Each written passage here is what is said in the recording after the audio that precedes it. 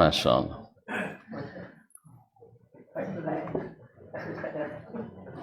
Mati lampu habis ilmu. Baik. Bismillah. Assalamualaikum warahmatullahi wabarakatuh. Alhamdulillahi rabbil alamin.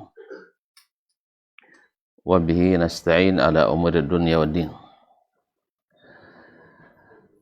Asyhadu an la ilaha illallah wahdahu la syarika lah waliyus salihin wa khaliqul khalqi ajma'in wa razikuhum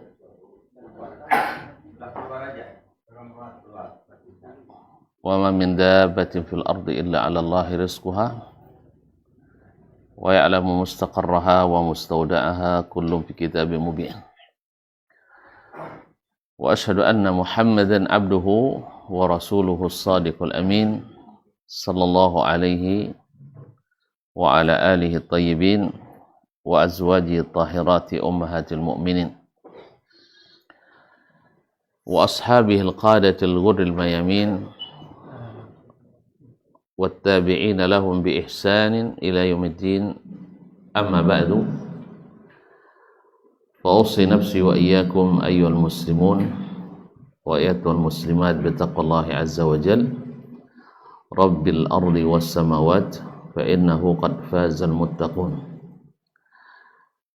يا أيها الذين آمنوا اتقوا الله حق تقاته ولا تموتن إلا وأنتم مسلمون. Bapak dan Ibu, saudara-saudara dan saudari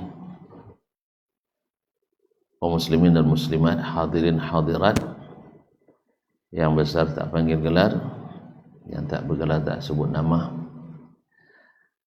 yang hadir di Musalla Al-Hasanah Marsan Sejahtera ataupun yang menyaksikan melalui media dimanapun berada. Alhamdulillah, kita bersyukur pagi ini kita masih diberikan umur. Mudah-mudahan kedatangan kita sini sebagai tanda kita menyukuri nikmat yang telah diberi, sehingga nikmat Allah senantiasa dicurahkan kepada kita, karena Allah berjanji dan Allah tak pernah mungkir janji. Ma'asyiral kiram, Bapak dan Ibu yang dirahmati Allah SWT, salawat dan salam kepada baginda Nabi alaihi salatu wassalam, yang mudah-mudahan semakin kita cintai dan semakin kita ta'zim dan bersemangat kita untuk mempelajari ilmu yang diwariskannya dan dikuatkan pula untuk mengamalkannya. Amin. Setelah beberapa kali kita kajian tematik, maka ada usulan dari kawan-kawan, ya biar rutin, maka kita ambil kajian kita. Karena memang kalau kajian tematik ini banyak melahirkan para penceramah. Tapi kalau kitabnya para ulama, lahir daripadanya para ulama, setidaknya tulabul ilmi, setidaknya adalah tulab al-ilm. Oleh sebab itu kita di lembaga-lembaga pendidikan selalu mengusulkan dan mengharapkan untuk kembali kepada mengaji kitabnya para ulama. Seperti kata Syekh Al-Utsaimin rahimahullah ta'ala, ilmu yang sebenar-benar ilmu yang diberkahi itu adalah yang didapat di masjid, bukan yang di bangku-bangku kuliah. Apa sebab? Satu, masjid itu barakah, duduknya bersama para malaikat, datang rahmat, datang sakinah. Sedangkan di bangku-bangku itu biasanya mengejar SKS dan mengisi absensi. Sini pakai absen enggak ya? Anda, tapi malaikat ada absennya. Jadi kalau sini tidak ada, insya Allah riaknya. Tapi kalau di itu kadang-kadang lupa kita berniat karena Allah SWT.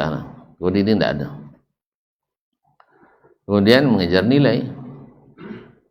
Karena walaupun dosen tidak masuk, tapi tatap muka tetap cukup. Ya kan, 16 pertemuan cukup walaupun masuk 2 kali. 1 kali 8 makalah.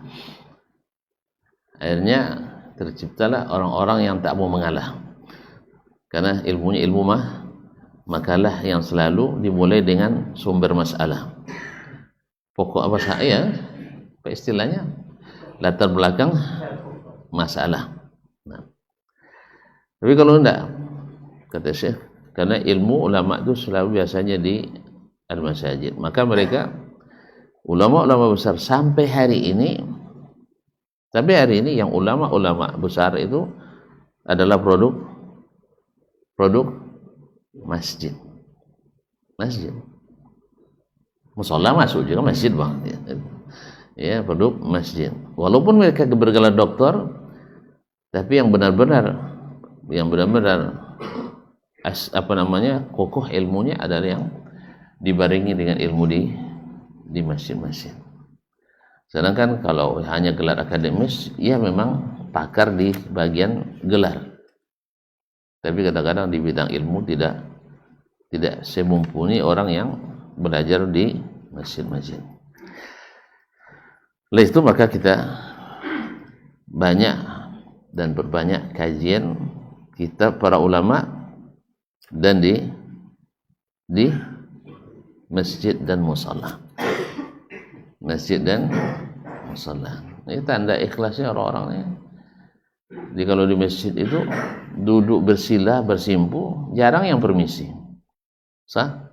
Tapi kalau di bangku sah, banyak yang permisi. Alhamdulillah. Itu tandanya bahwa memang di masjid itu membuat orang betah, di mana tidak, karena rahmat Allah tercurah. Baik kaum muslimin dan muslimat dirahmati Allah. Kemudian saya diminta menentukan kitabnya. Awalnya nak ambil kitab besar, tapi sekali sebulan kapan kita selesai? Ini ada pula rasa bahagia bila selesai kami dah tamat mengaji. Ya, ya bang. Ambil Sahih Bukhari 10 tahun tak tamat tu. Ya? Tapi kalau ambil kitab Kutayib, kitab kecil, kitab saku, cepat selesai. Maka saya bawa buku kecil-kecil, tapi penulisnya ulama besar.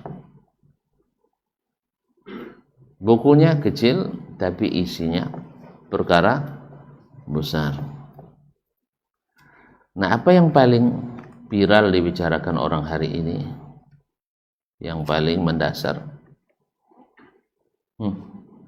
Apa yang sering bikin ramai pembicaraan di kalangan orang-orang mengaji hari ini? Masalah pemilu, pilkada, enggak kan? Di kalangan orang mengaji, bukan dari politikus. Apa yang paling ramai dibicarakan? Masalah sunnah bid'ah, masalah akidah. Sah? Itu yang paling ramai, betul? Kenapa ramai dibicarakan?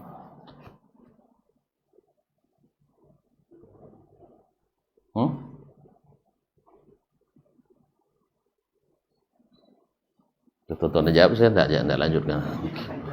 Kenapa ramai bicarakan? Karena memang banyak sekali cabang atau perbedaan hari ini. Padahal yang menerangkan akidah itu dulu siapa? Rasul sallallahu alaihi wasallam. Dari seorang rasul kok akidah kita berubah, berbeda-beda, sah? Ada yang meyakini tentang ini, misalnya masalah bid'ah sunnah itu tuan bilang tadi ya. Ada yang mengatakan Nabi menyuruh kita banyak-banyak bikin bid'ah. Pernah dengar? Untung tak ada. Salah pula saya sebutkan. Nah, tak apalah. Nabi menyuruh kita banyak-banyak membuat bid'ah. Dalilnya apa? Dalil larangan Nabi tentang bid'ah. Nabi melarang berbuat bid'ah. Dalil itu digunakan untuk mengatakan Nabi menyuruh kita buat bid'ah. Oh, yang berani. Nah, yang mengatakan itu orang biasa. Tidak mungkin orang biasa tidak jadi subhat dia. Yang mengatakan itu orang yang ditinggikan berdahan-dahan, tidak sedahan doang. Didahulukan berlangkah-langkah, tidak didahulukan selangkah. Yang bergelar.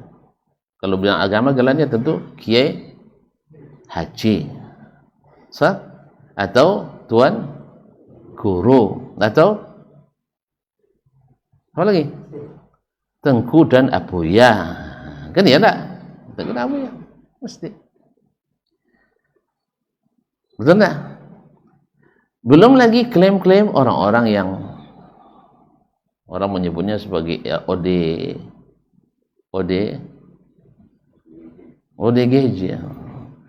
Ini istilah anak muda Pak, jadi kita lambat loadingnya.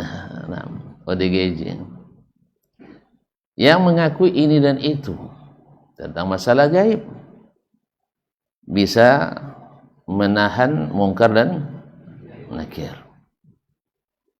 sah untuk meniadakan azab kubur, bisa melobi malaikat maut untuk melambatkan mencabut nyawa. Jadi gawang, penjaga gawang, dikira masuk neraka ada gawang, pintu yang gawang neraka.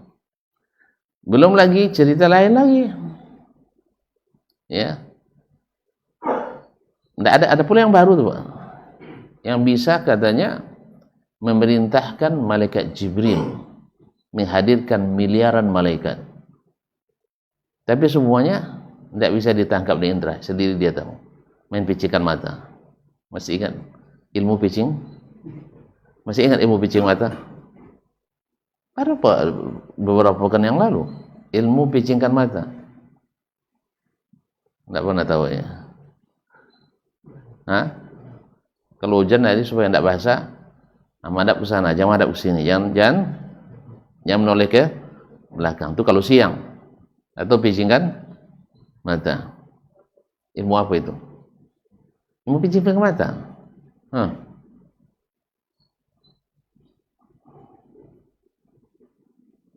Ilmu picing mata tidak tahu. Kalau main picing mata itu bahasa ilegal itu. Bahasa ilegal. Ilmu picingkan mata, ilmu sihir. Ilmu sihir walaupun disebut dengan ilmu putih. Ini kalau kiai miliknya ilmu putih, kalau preman ilmu hitam. Sumbernya sama-sama hitam. Nah, sumber-sumbernya sama syaitan. Jadi karena orang tidak mengaji, akhirnya apalagi dibayangkan baru dikatakan wali bila sudah memiliki hal yang aneh-aneh. Sampai gila pun dianggap wali. Namanya wali. Dulu tidak kenal kita istilah-istilah ini ya. Wali majzub itu tidak tahu kita dulu Pak ya. Tapi setelah kita banyak melihat wali gila, akhirnya disebut wali majzub. Kalau orang kita nyebutnya majdub. Asalnya daripada majzub, yang dicabut akalnya. Jadi ada bermain orang-orang yang menyimpang dari ajaran Islam. Jelas? Bilang belum? Kalau sudah jelas, selesai kaji kita. Nah, saya ingin kembali ke awal dakwah Nabi dulu. Ya, Tentu kan belajar sirah Nabawi atau belajar di Maulid Nabi. Nah, apa yang paling viral didakwahkan Nabi di awal dakwah dulu?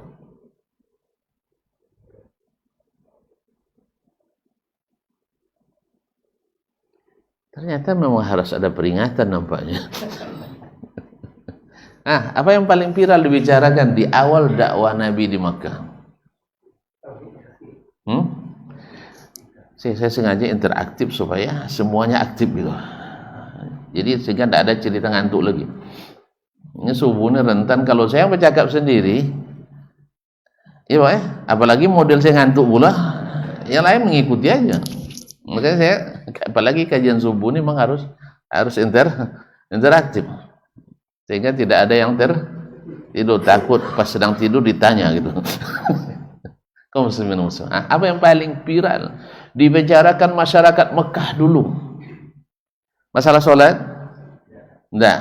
Masalah zakat? Enggak. Masalah apa? Masalah politik? Enggak. Masalah ekonomi? Enggak. Apa yang dibicarakan? Masalah akidah, tauhid. Tahu enggak tuan-tuan kenapa masalah tauhid yang dibicarakan? Karena memang yang rusak pondasi itu. Yang paling rusak adalah pondasi. Kalau pondasi rusak, bangunan seindah apapun runtuh. Dan kita lihat orang yang akidahnya menyimpang, dipastikan ibadahnya juga menyimpang. Dijamin pula muamalahnya akan menyimpang. Bahkan akhlak dan adabnya bisa juga biadab dan menyimpang. Betul? Jadi kaum muslimin masalah akidah ini masuk ke semua lini kehidupan. Masuk dalam bab salat kita. Sehingga ketika kita salat kan wajib ikhlas. Ikhlas dibahas di bab apa? Akidah, tauhid. Kemudian mesti mengikut Nabi. Mesti mengikut Nabi dibicarakan di bab apa? Akidah. Masuk kita puasa, kita tak masuk puasa kecuali dengan niat lillah, akidah. Dan tak boleh berpuasa memulai dan mengakhiri kecuali dengan petunjuk Nabi, akidah. Kalau tak ikut Nabi, ditolak. Kalau tak ikhlas, ditolak. Tak ikhlas, tak ikut Nabi, lebih ditolak lagi. Ikut Nabi, tak ikhlas, ditolak. Ikhlas, tak ikut Nabi, ditolak. Akidah lagi. Sahih? Nah, jadi kaum muslimin dan muslimat dirahmati Allah. Nah, jahiliyah rusak karena keyakinannya rusak. Saya nak bertanya, rusaknya karena akal dan pikiran atau karena ilmu wahyu yang diturunkan? Akal dan pikiran. Kapan mereka mau diperbaiki?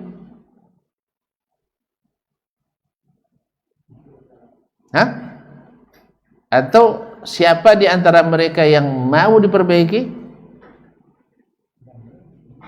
Yang beriman pada Nabi alaihi salatu wassalam, akidah lagi. Jadi ada yang tak terima diperbaiki, jadi penolak dakwah. Dia menolak itu merasa salah atau merasa benar? Serius ya? Abu Jahal merasa benar atau merasa salah? Merasa benar. Seluruh yang menolak dakwah Nabi merasa mereka benar. Apa dasar benarnya? Mantap ya, di masalah sesuai dengan kearifan lokal. Tidak merubah-rubah yang ada. Apalagi perubahan itu menyebabkan perpecahan, menyebabkan perselisihan. Jadi sumber kesesatan itu lahir dari pemikiran-pemikiran dan perasaan. Lalu berimanlah orang beriman dan mereka menyerahkan pikiran dan perasaannya kepada Allah Subhanahu wa taala. Apa makna menyerahkannya? Tak sesuai dengan perasaan saya, tapi saya harus terima. Seperti kata Imran bin Husain ditanya oleh para tabi'in, sebagian muridnya dari kalangan tabi'in, enak sekali lah paman dulu ya, masuk Islam bersama Nabi, berjihad bersama Nabi, pergi haji bersama Nabi, salat bersama Nabi, kan enak kan? Sah? Apalagi kalau makan senang mereka. Kata sahabat, la tatamannu syai'an qad najjakumullahu minhu. Kamu jangan berharap ujian yang kalian sudah diselamatkan Allah daripadanya. Gimana tidak? Bagaimana pahitnya perasaan ini? Awak ikut Nabi, tapi yang kita ikuti mengatakan ayah mak kita di neraka. Pedih tak? Ikut perasaan, pedih tak? Mau kita tinju orang tu ya kan?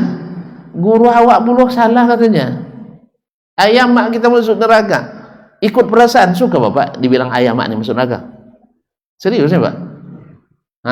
Kalau sempat apa tanya ke saya misalnya, masalah ternyata bapak ini misalnya pelanggarannya menyebabkan dia kufur pada Allah SWT, la qadarallah.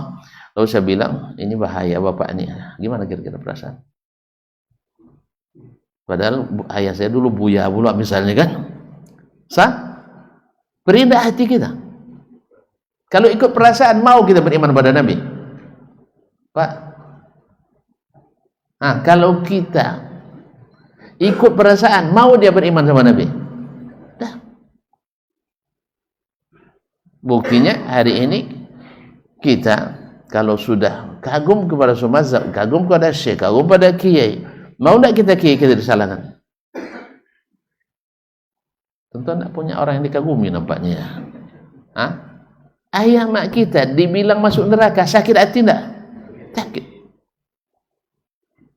Kemudian ini berperasaan, tapi mereka melawan perasaan itu. Kenapa? Allah lebih tahu daripada kita. Allah lebih sayang pada kita.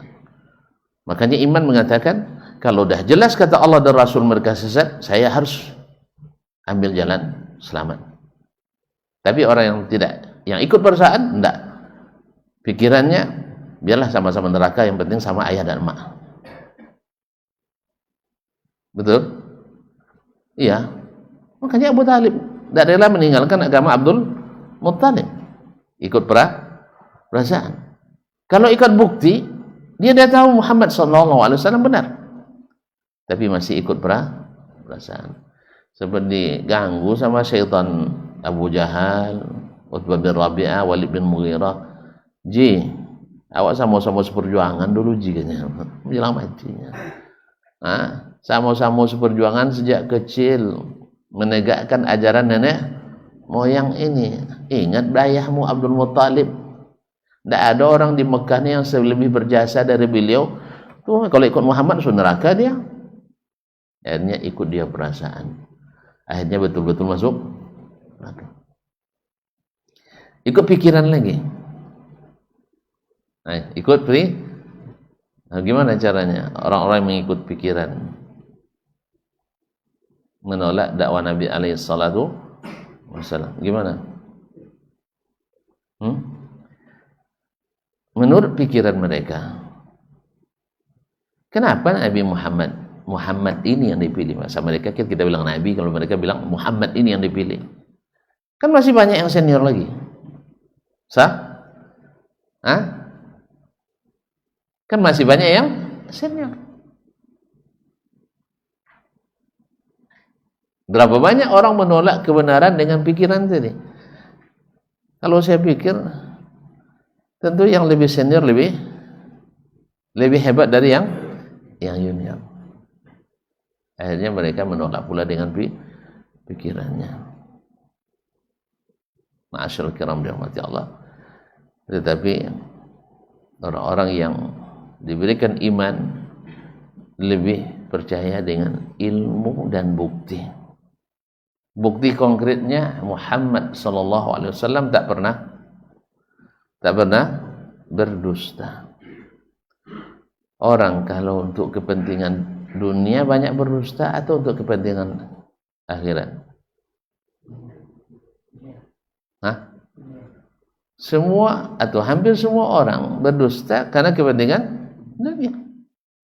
Kepentingan dunia. Bapak penghasilan sebulan berapa? Kalau bilang 5 juta, UKT-nya 2 juta anak kuliah. Kalau bilang 2 juta dapat 400.000. Akhirnya apa dibilang?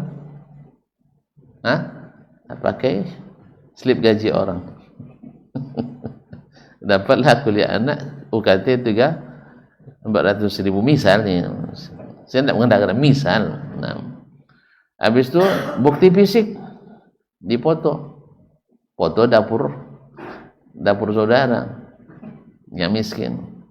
Pas visitasi diajak ke rumah saudara yang miskin, kan bisa disandiwarakan karena kepentingan duniawi. Makanya tidak sedikit temuan-temuan seperti itu tak sesuai data dengan fakta. Sah? Jadi orang berdusta karena dunia. Agama jarang berdusta. Makanya orang itu bilang, kalau masalah dunia saja tidak pernah dia berdusta, tidak mungkin dia dusta gara-gara akhir. Ini dalil Abu Bakar ketika dia selalu menganggap Nabi atau meyakini Nabi benar. Kenapa? Dunia aja dia tidak berdusta, lalu lagi akhirat, lalu lagi agama, tidak mungkin dia berdusta. Dan memang bukti semua menunjukkan Nabi tidak dusta. Beliau nak hijrah, disuruh Ali tidur di tempatnya. Salah satu cara Nabi mengelabui orang yang nak membunuhnya. Tapi di antara sebab lain adalah Nabi masih memiliki atau Nabi masih menyimpan titipan-titipan orang Quraisy kepadanya. Sekarang dia mau hijrah, maka dia nak selesaikan titipan ini. Lihat kaum muslimin, walaupun mereka bermusuhan dengannya di agama, tapi di harta masih percaya sama Nabi, masih ada titipan mereka. Maka malam hijrah Nabi serahkan kepada Ali. Kalau diserahkan terang-terangan secara simbolis, bisa dia hijrah? Apa tidak serahkan aja sebelum hijrah misalnya bang ya? Iya kan? Nah, ini kawan-kawan para Quraisy semua, saya besok nak hijrah. Nah, ini barang-barang kalian saya kembalikan. Mungkin dia hijrah? Ditangkap waktu itu sekali. Jadi kaum muslimin dan muslimat dirahmati Allah, justru karena beliau tidak bisa dan terang-terangan, akhirnya dia serahkan ke Ali. Nah, ini tandanya mereka masih percaya tidak sama Nabi? Masih percaya. Maka tidak sedikit kita dalam dakwah ini dalam dakwah ini pentingnya akhlak dan adab dalam berdakwah, khususnya bagi kita yang dianggap ustadz ini, ya memang harus ekstra menjaga adab dan etika. Sebagian orang bilang memang kalau di sisi akhlak dan adab kalah kita semua katanya. Diakui orang tuh. Cuma masalah kaji beda sama kita. Itu aja masalahnya, kaji beda. Ada yang bilang pula gurunya beda sama kita. Kaji udah sama tapi guru pula yang berbeda. Ada juga. Akhlak bagus, adab mantap, tapi kaji sama. Kaji sama Pak, masih di hati lo ta'alanya. Iya. Dan sifat Allah banyak tak terhingga kan. Wajib mengikuti generasi as-salafus salih. Cuma masalahnya gurunya beda. Satu ngaji di Musalla Al-Hasanah, satu di Musalla Al-Husna. Gurunya beda. Ini juga kadang-kadang membuat orang merasa tidak bersama. Kenapa? Ada kesalahan teknis dalam dakwah. Ini mukaddimah bro, Pak. Ini mukaddimah. Dah? Ini mukaddimah aja dulu. Tidak boleh langsung. Jadi kaum muslimin dan muslimat, jadi virallah di masa itu pembicaraan tentang Muhammad merendah-rendahkan Tuhan-Tuhan kita, menghina berhala-berhala kita, meremehkan pemikiran nenek moyang kita. Ujung-ujungnya mengacau keamanan umat kita, memecah belah masyarakat kita. Sebelum dakwah ini datang, aman-aman saja di Mekah. Kan aman-aman saja, karena mereka sesama musyrikin tak boleh saling menyirikkan. Ya, sesama sesat tak boleh saling menyesatkan. Selama salah tak boleh saling menyalahkan. Karena mereka semuanya, hampir semuanya musyrikin. Tentu tak ada kan yang mengingatkan ini syirik, ini sudah don. Ada orang syirik mengingatkan yang lain itu syirik? Tidak. Ada aliran sesat mengingatkan yang lain itu sesat? Jarang. Kapan tahu mereka itu syirik? Menurut mereka itu tidak syirik. Menurut mereka itu adalah bagian dari agama. Bagian dari agama. Makanya ditanya kepada mereka. Si kemarin yang kita bilang? Husain Ibnul, lupa yang kemarin. Husain Ibnul Munzir. Husain bin Munzir, ayahnya Imran bin Husain. Ketika datang nak menyampaikan sesuatu ke Nabi, hajat orang kafir Quraisy, supaya jangan lagi menyebut-nyebut kesyirikan mereka. Kan pantang dia disebut syirik. Lalu kata Imran, setelah dia selesai bercakap, Nabi bilang selesai, dah. Sekarang saya nak tanya, berapa Tuhan yang kamu sembah? Masih ingat kan? Berapa Tuhan yang kamu sembah? Jawabannya 7. Coba lihat. Ini kalau orang-orang salah dengar nanti dibilangnya akidah orang salaf itu akidah jahiliyah katanya. Ini kalau dengar oleh kiai-kiai yang di sana itu, nah, kiranya akidah jahiliyah. Dia lupa bahwa Nabi benarkan itu. Ya, karena memang mereka dari dulu yang tak berubah dari wahyu, tidak berubah. Jadi 1 di langit dan 6 di bumi. 1 di langit, 6 di bumi. Makanya kalau nak bertauhid harus ke langit kita cari ilmu.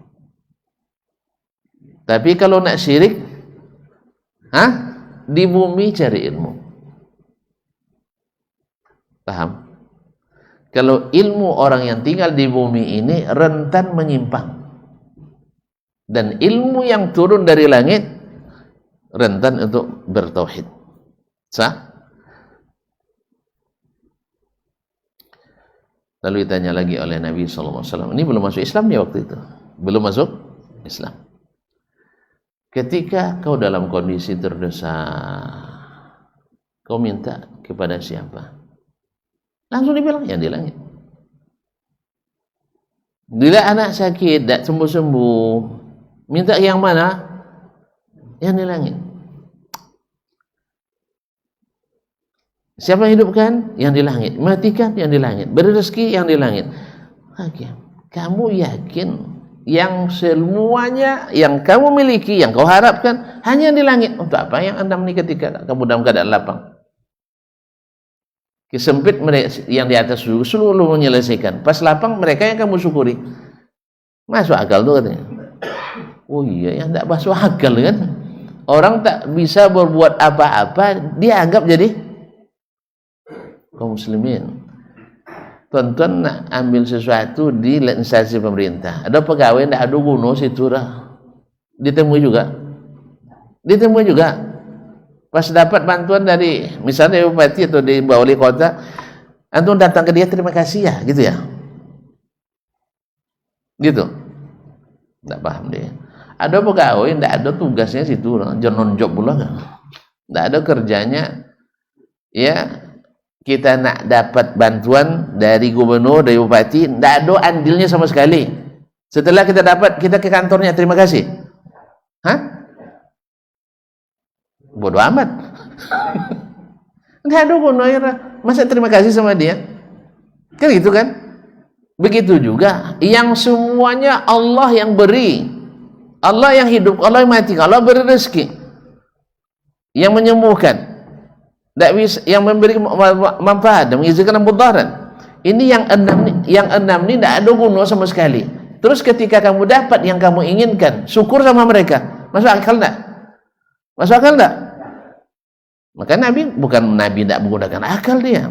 Dakwah ini menggunakan akal, tapi tidak boleh mendahulukan akal kecuali yang sesuai dengan wahyu. Dia baru sadar dia, oh ternyata kami salah selama ini. Asyhadu alla ilaha illallah wa asyhadu anna Muhammadar Rasulullah. Kenapa? Nabi beri dia kesempatan bercakap, Nabi dengar dengan baik. Setelah itu baru Nabi minta izin, sekarang dengarkan saya pula. Itu dakwah, Bang. Sabar dulu dengarkan orang. Setelah itu baru kita minta didengarkan. Itu hasilnya. Jadi kaum muslimin dan muslimat dirahmati Allah SWT, mereka tersesat dulu karena mengikuti akal. Lalu datang Nabi SAW membawa mereka untuk beriman kepada wahyu, beragama sesuai wahyu, berakidah sesuai wahyu, beribadah sesuai wahyu, bermuamalah sesuai wahyu, beradab berakhlak sesuai wahyu. Bagi yang beriman, alhamdulillah, terciptalah masyarakat sahabat yang tak satu pun individunya terpapar aliran sesat. Aneh ya? Tapi aneh tapi nyata. Aneh tapi nyata. Iya, aneh tapi nyata. Tidak ada generasi di antara generasi umat Islam ini yang seluruh individunya selamat dari terpapar aliran sesat. Ada maklumat yang berbeda dengan ini? Kalau ada kasih tahu. Jadi sahabat Nabi dari Abu Bakar sampai yang terakhir meninggal tahun 113 Hijriah di Makkah, Abu Wathilah Al-Laythi, Abu Wathilah bin Al-Asqa Al-Laythi wafat 113. Tak satu pun mereka yang terlibat aliran sesat. Tahu tidak tuntun rahasianya? Tahu tidak rahasianya? Hah? Mereka tidak ikut pikiran dan perasaan. Dia ikut pikiran dan perasaan. Tetapi mengikutkan pikiran dan perasaan kepada wahyu. Ketika terjadi fitnah antara sahabat dengan sahabat yang banyak tukang khoyaknya tabi'in, dari kalangan tabi'in, yang tidak sedikit mereka yang punya kepentingan pula. Tapi karena pimpinan sahabat yang kena kan, sehingga sampai hari ini orang di sebelah mendukung Muawiyah habis-habisan, menjelekkan Ali bin Abi Thalib. Yang mendukung Ali, menjadi Ali setinggi-tingginya, dan bahkan mengapirkan Muawiyah. Datang lagi orang-orang liberal mengatakan dua-duanya orang-orang haus kekuasaan dan darah. Ada nggak? Tapi Ahlus Sunnah wal Jamaah, mereka melihat ini fitnah. Nabi apa pesannya kepada fitnah? Tahan diri dan jauhi. Maka ketika terjadi antara Ali dan Muawiyah fitnah tersebut, ya pasukan Syam dengan pasukan Kufah Irak bertemu. Makanya kalau sudah bertemu dengan jumlah banyak ini susah diredam karena akan mudah dimanfaatkan oleh pihak-pihak yang berkepentingan. Kaum munafik. Dibaginya kaum munafik itu buat dua kelompok dia Muawiyah, kelompok di Ali. Lalu mereka pura-pura memulai peperangan. Tentu kalau kawan awak seragam dengan kita dan mulai perang, tentu ikut kita. Ikut. Akhirnya terjadi peperangan itu. Tentu kaum munafikin akan merahasiakan cerita kaum munafikin ini. Sah? Kaum munafikin akan merahasiakan strategi munafik ini. Karena memang tujuannya untuk menjatuhkan Ali dan Muawiyah. Tapi poinnya bagi kita sekarang, kenapa mereka tidak terlibat aliran-aliran? Karena memang selalu ingat pesan Nabi. Dari 35.000 sahabat yang masih hidup, kata Ibnu Hajar, masih ada 35.000 sahabat masih hidup. Tahu tidak tuan-tuan berapa yang terlibat di pasukan Ali dan Muawiyah? Tidak sampai 40 orang. Antara 35 sampai 40 orang. Nah, menurut tuan-tuan, mereka haus kekuasaan atau membela yang sesuku atau menjauhi fitnah? Kalau sempat, musola ini berapa ribu isinya? Terjadi perang antara pengurus ini dengan pengurus ini. Sah kan fitnah ini. Nah, dari 35.000 ikut 40.000. Berarti masalah enggak kita? Dari 35.000 ikut 40.000. Berarti masalah enggak kita? Suka fitnah kita. Sah? Tapi kalau sempat dari 35.000 yang ikut hanya 35 orang, kita bilang apa? Jamaah musalla hasanah, orangnya baik-baik, karena tidak menyulut api perselisihan, justru mereka menghindarinya. Itu yang benar. Dari 35.000 terlibat 40 orang, banyak tuh, sedikit sekali. Itu pun catat dengan baik-baik. Catat apa-apa enggak buat catatan Pak ya. Catat baik-baik. Bahwa yang terlibat itu adalah bagian dari pejabat-pejabat. Ali kan khalifah, tentu punya pejabat. Muawiyah kan gubernur, belum lagi diturunkan, walaupun PJ. Tidak ada istilah PJ dulu. Nah, ya, dia masih gubernur. Gubernur tidak tanggung-tanggung memimpin satu kawasan yang sekarang jadi 4 negara. Bukan gubernur seluas kita ini, Riau misalnya, tidak. Gubernur yang sekarang 4 negara, itu satu wilayah dulu, dipimpin olehnya. Tentu punya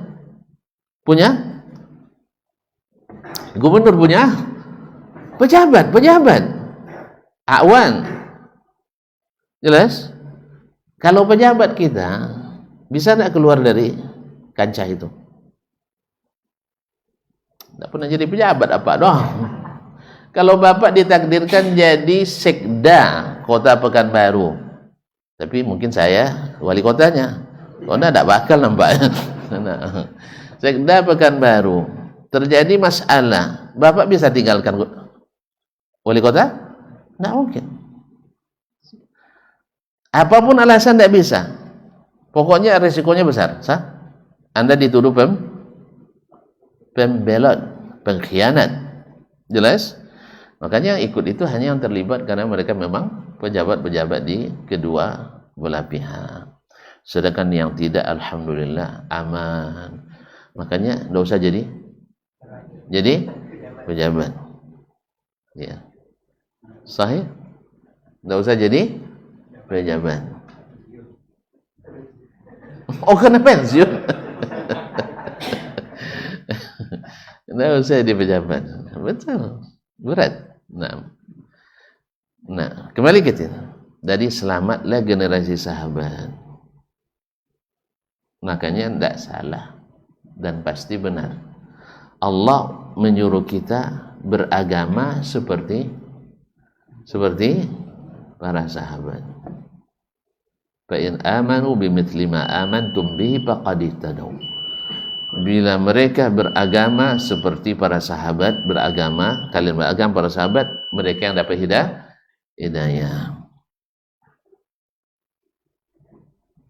Ikut itu atau ikut saya, Pak?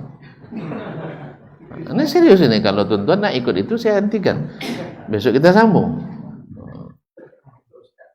Ikut saya aja. Ya. Ini baru nak sampai ke kitab ini. Jadi bayangkan nanti berapa lamanya itu kitab ini. Nah, ya supaya kita tahu kronologisnya. Kenapa kitab ini ditulis? Kenapa kecil? Buku akidah hari ini besar, kok kecil? Nah, itu maksud saya. Mau ikut saya? Tapi jangan taklid ya. Kau muslimin muslim. Insyaallah sebentar ya. Itu kan baru kode apa itu? Peringatan kan? Belum stop. Belum stop, baru peringatan. Ma'asyiral kiram, Bapak dan Ibu yang saya muliakan.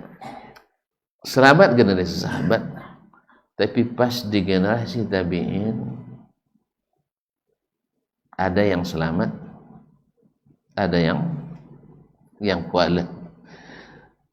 Yang ikut fitnah dan aliran-aliran pemikiran dan perasaan,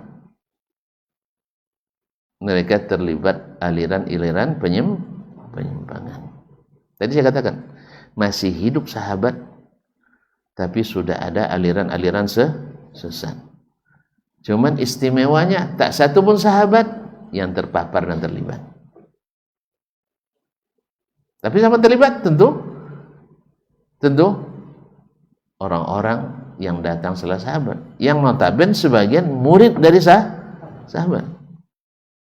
Salah sahabat mendidik? Salah sahabat mendidik? Enggak. Sebab yang rata-rata berpisah dengan pemahaman sahabat dimulai dengan suudzon pada sahabat. Apa aliran sesat pertama? Khawarij, yang menyebabkan khalifah yang malaikat saja malu kepadanya, Utsman bin Affan, yang kata Nabi dijamin masuk surga, yang akan mati syahid, yang rajin beribadah, yang hartanya habis sejak zaman awal dakwah lagi sampai dia jadi khalifah. Tapi bagi orang Khawarij dia tidak becus. Subhanallah. Nabi ridha kepadanya, Allah ridha kepadanya, pikiran Khawarij tidak ridha kepadanya. Jadi Allah ridha, tapi perasaan Khawarij tidak ridha, pikiran Khawarij tidak ridha. Dimulai dari mana? Curiga pada Utsman. Apa curiga sama Utsman? Diangkatnya orang-orang yang sesuku dengannya. Bukan semuanya. Sama kita hari ini. Ada enggak manusia sejak dulu lagi sampai hari ini dia punya kekuasaan yang tidak mengangkat orang dekatnya? Ada. Tidak ada. Kalau antum ikutkan perasaan ini, Nabi pun dituduh nanti. Nabi pun akan kita tuduh. Coba lihat, yang jadi khalifah semuanya besannya menantunya. Besan atau menantu? Iya Pak. Abu Bakar, Umar besannya. Abu Bakar ayah Aisyah radhiyallahu anha. Umar ayah Hafsah, istri Nabi juga radhiyallahu anhum. Terus Utsman menantu Nabi alaihi salatu wassalam. Dua putri Nabi nikahinya. Ali menantu dan sepupunya. Tapi berani tidak antum mengatakan ini nepotisme? Orang tidak beriman katakan iya. Orang tidak beriman katakan Nabi nepotisme, biasa aja. Tapi antum nak ikut orang beriman atau orang beriman? Mengikut orang beriman atau orang tidak beriman? Ikutlah orang beriman. Yang mengatakan Nabi nepotisme itu kan orang orientalis, orang liberal, orang mulhid ateis. Nah, pilih yang mana?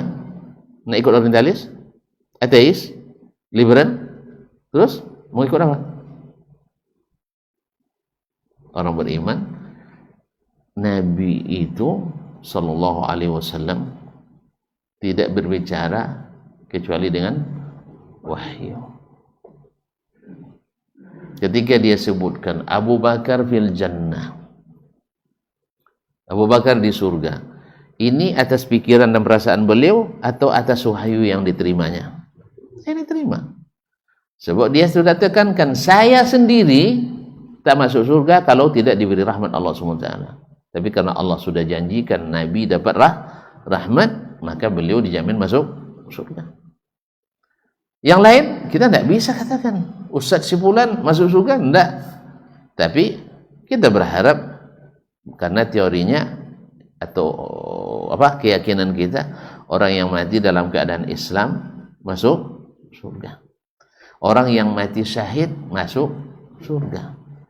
Orang yang itu ya, orang yang saleh insya Allah masuk surga. Tapi menyebut nama si fulan pasti masuk surga, kita tidak punya wahyu tentang itu.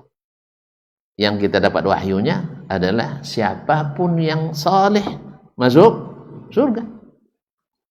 Kan itu wahyunya. Tapi si fulan yang saleh kita tidak punya wahyu itu. Ada nggak wahyu tentang itu? Tidak. Makanya nggak bisa katakan, oh si fulan itu kalau berkubur kita dekat dia nanti biar aman. Kan ada yang ngarang dongeng lagi. Ya, ada seorang Habib mati dikubur di suatu tempat. Habis itu ada pula orang zalim, banyak dosanya, dikubur dulu tempat dekat kuburan Habib tuh. Habis itu disiksa lah yang zalim ini. Terganggulah si Habib ini. Bangun dia datang ke malaikat mungkar nakir, hentikan itu. Saya terganggu dengan. Jadi bisa menghentikan mungkar dan nakir. Apa dalilnya? Ada dalil? Ada wahyu? Enggak. Cerita yang dikarang. Sebab apa? Karangan-karangan seperti ini potensi meningkatkan PAD, pendapatan asli dayan. Iya, meningkatkan penghasilan tuh bang. Lama-lama nanti berkembang, kuburan yang tanahnya dekat kuburan Habib, pajaknya lebih tinggi. Sah? Siapa yang mau dikuburkan di situ, kosnya lebih besar. Orang yang kaya-kaya dan zalim pula pasti semangat itu. Rata-rata yang zalim itu diberikan Allah kekayaan pula. Jadi menjelang mati, saya kubur dekat kuburan Habib Dasman Yahya Ma'ali, supaya aman dari azab kubur. Berapa? Saya siap berapa aja bayar. Kalau kalian tawarkan 300 juta, saya bayar 3 miliar. 3 miliar bagi dia tidak berapa, karena korupsinya lah 1 triliun. Misal. Yang seperti ini tidak berdalil. Jelas ya? Nah, oleh itu kaum muslimin dan muslimat, karena akibat dari lahirnya aliran-aliran sempalan, aliran penyimpangan, lahir Syiah, lahir Murji'ah, lahir Mu'tazilah, lahir mutakallimin, murid-murid Mu'tazilah, berpecah lagi jadi Kullabiyah dan seterusnya sampai hari ini umat Islam tidak bisa disatukan. Gara-gara wahyu atau pikiran dan perasaan? Kan perasaan. Makanya aliran-aliran menyimpang itu selalu modalnya kecerdasan. Kalau orang yang istiqamah modalnya Al-Quran dan hadis dan sunnah.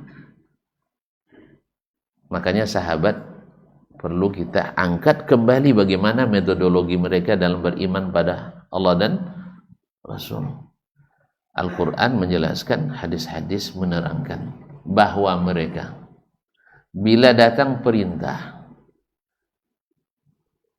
beritalah dulu ya, datang berita, mereka mengatakan amanar rasulu bima unzila ilaihi min rabbihi wal mu'minun.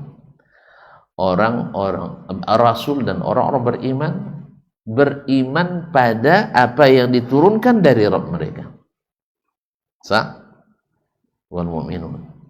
kullun amana billahi wa malaikatihi wa kutubihi wa rusulihi la nufarriqu baina ahadin min rusulihi wa qalu sami'na wa ata'na. Tidak ada cerita mereka sami'na wa nadharna, kami dengar tapi tolong kami teliti dulu. Hasilnya apa?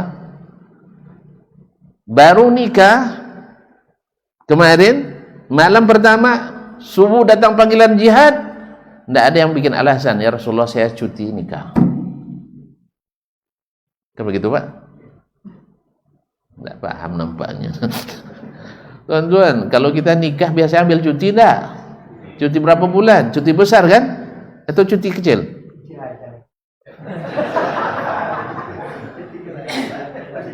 Apa nikah sebelum jadi PNS masalahnya? Cuti terus. Tata ngambil, oke lah cuti sekan ya. Masih ada cuti kan?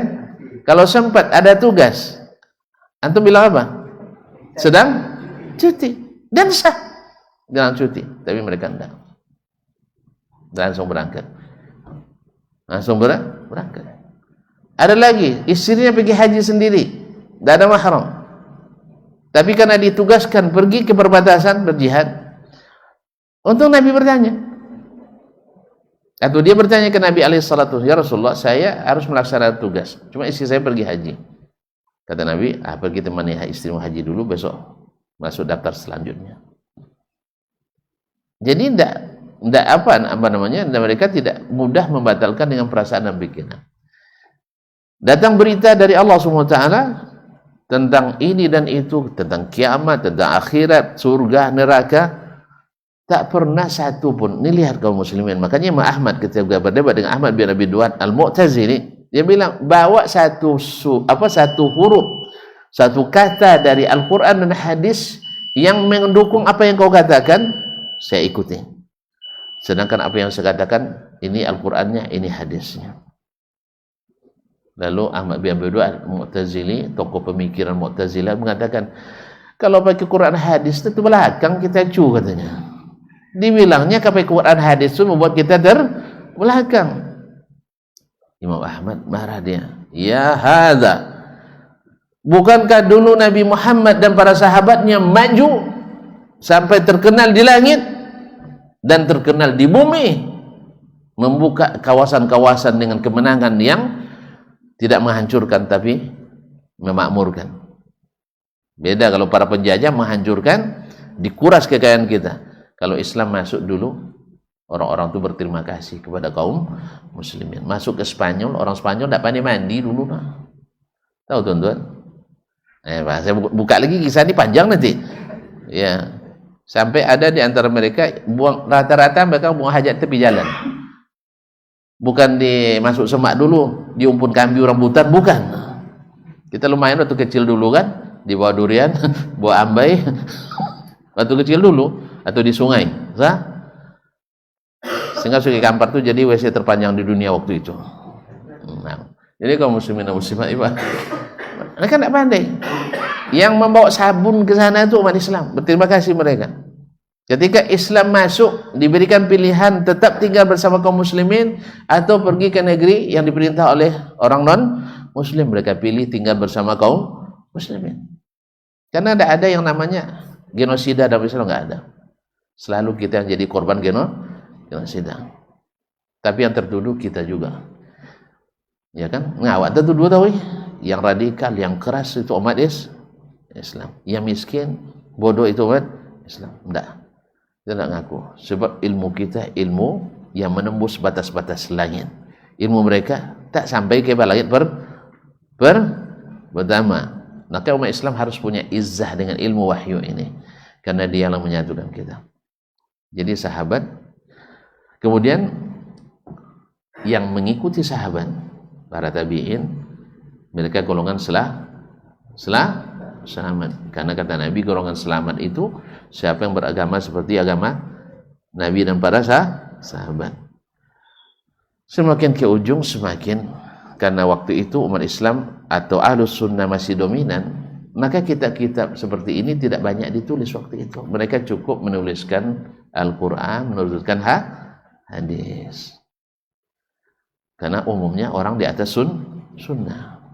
Pemerintah, walaupun mereka waktu itu ada yang zalim dan banyak yang adil, ada yang zalim banyak yang adil. Salah saya?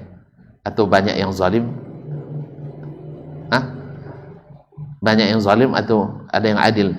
Bahasa saya benar tidak tadi? Ada yang zalim, banyak yang adil. Betul? Kita buka satu-satu. Khalifah Bani Umayyah, Khalifah Bani Abbasiyah. Lama lagi nanti. Iya. Ya Pak. Kalau mau jelas baca Tarikhul Islam. Tarikhul Islam yang Az-Zahabi tidak banyak, ada 82 jilid. Itu detailnya. Jadi ada yang zalim, banyak yang adil. Walaupun mereka zalim, tapi di dalam bab akidah, dalam bab syariat, mereka masih menghormati wahyu. Kecuali yang dipengaruhi oleh orang-orang Mu'tazilah tadi, seperti Khalifah Al-Ma'mun, Al-Amin, Al-Mu'tasim, Al-Mutawakkil, dan terakhir Al-Wathiq. Akhirnya Allah bukakan kemenangan melalui tangannya kepada ahli sunnah. Tapi intinya, umumnya masyarakat masih hormat pada wahyu. Aliran-aliran sesat ada, tetapi tidak bisa mengangkat kepala tinggi-tinggi. Sampai di abad-abad belakangan baru ini. Makanya kita dapatkan tulisan-tulisan tentang akidah di zaman as-salaf itu kecil-kecil. Di antaranya adalah kitab ini, Kitab I'tiqadi Ahli Sunnah, yang ditulis oleh Imam Abu Bakar Ahmad ibn Ibrahim ibn Ahmad Al-Ismaili. Lahir 277, wafat 371. Mau tahu tentang beliau? Insyaallah pertemuan besok. Iya. Nah, kenapa kita pilih kitab ini? Karena hari ini memang viral orang membahas masalah akidah. Dan tidak sedikit pula di antara ulama-ulama yang menyuruh kita taklid buta.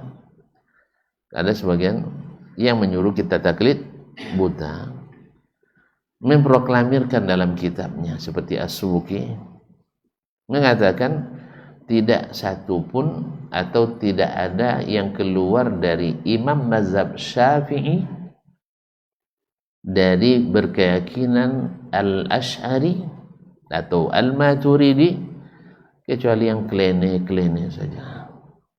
Tahu klene? Ulama sortiran.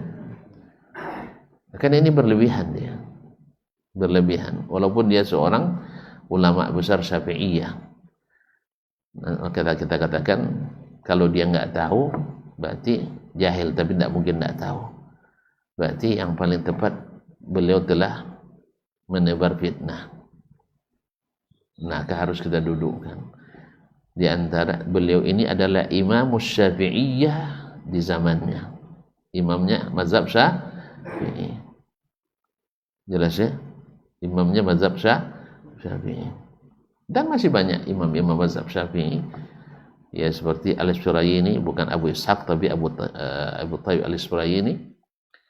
Ini ada Isfirayini juga, dua-duanya imam besar mazhab Syafi'i. Yang satu ikut Ahlul Kalam, yang satu ikut as-sahabah radhiyallahu anhum ajma'in, dan Nabi alaihi salatu wasallam dalam keyakinan. Nah, termasuklah Al-Ismaili ini adalah salah satu imam besar mazhab Syafi'i. Supaya nanti mudah-mudahan kita punya jawaban. Kamu akidahnya ikut imam siapa? Kan itu kan. Ini orang-orang salaf ini tidak ada imamnya. Kalau kita jelas akidah mazhab imamnya Abul Hasan Al-Asy'ari, fikih Imam Asy-Syafi'i, tasawuf Imam Al-Ghazali, dan seterusnya kayak gitu. Antum siapa imamnya? Nah, kan tak ada kan?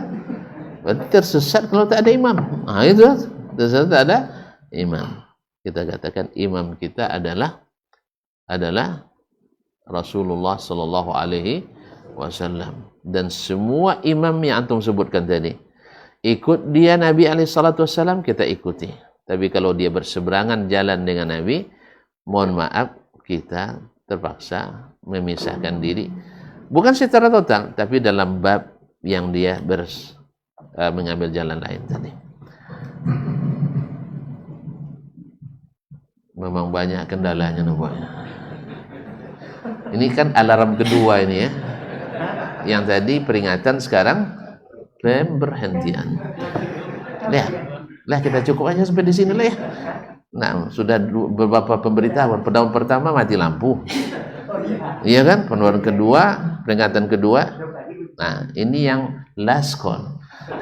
Panggilan terakhir. Yaitu matinya mikrofon. Alhamdulillah. Insyaallah besok ya. Iya, kita nak tahu siapa Imam Al-Ismaili ini dan bagaimana metodenya dalam berakidah. Mudah-mudahan Allah panjangkan umur dan kita pun sampai pada waktu itu dengan dengan kesehatan, kesempatan dan juga keikhlasan. Ada yang mau ditanyakan? Kau tengok wajah-wajahnya jelas semua. Ya, ini kan prinsip kita, kalau sudah jelas selesai. Iya kan? Ya, nampaknya mau ingin selesai semua, anggap sudah jelas selesainya. Wabillahi taufiq wal hidayah. Subhanakallah bihamdik, asyhadu an la ilaha illa anta, astaghfiruka wa atubu ilaik. Wassalamualaikum warahmatullahi wabarakatuh.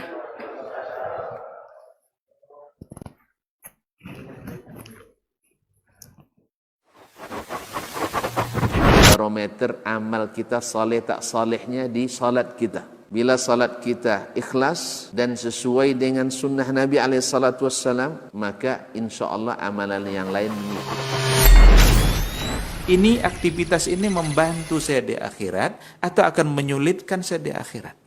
Kalau seandainya perbuatan itu ternyata akan menyulitkan kita di akhirat kelak, tinggalkan perbuatan itu.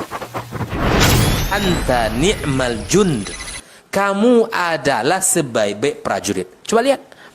Kamu adalah sebaik-baik prajurit. Maka tujuannya adalah menghancurkan kehidupan rumah tangga.